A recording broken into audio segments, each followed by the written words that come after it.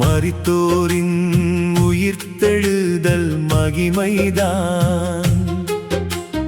மண்ணிலிருந்து வானம் நோக்கும் நம்பிக்கைதான்.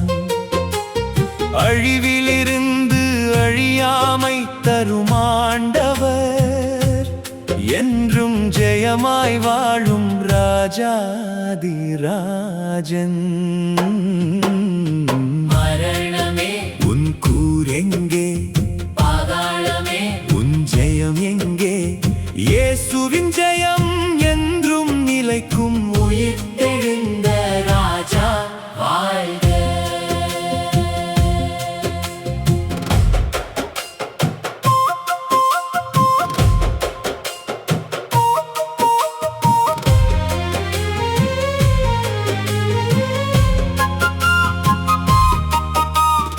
ஆகிலும் மரித்தோர் எப்படி எழுந்திருப்பார்கள்?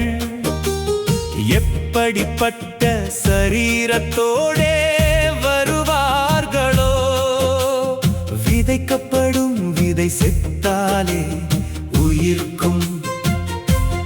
தேவன் தரும் மகிமையின் மேனியில் புதிய வாழ்வு மலரும்.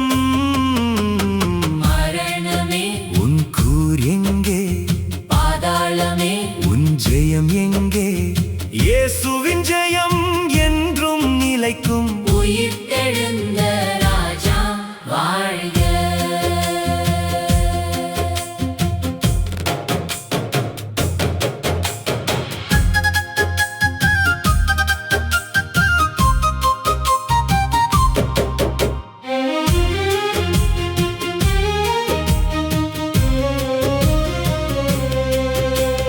கோதுமை விதை மண்ணில் மறைந்தாலும்,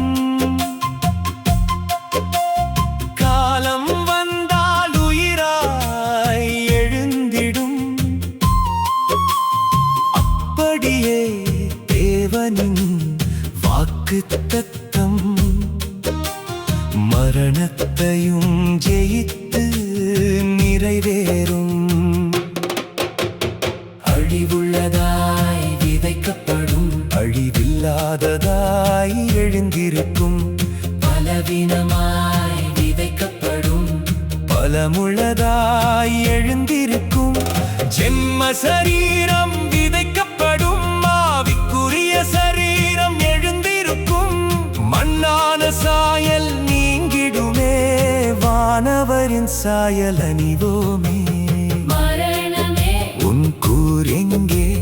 பாதாளமே உன் ஜெயம் எங்கே? இயேசுவின் ஜெயம் என்றும் நிலைக்கும். உயிர்த்தெழுந்த ராஜா வாழ்க.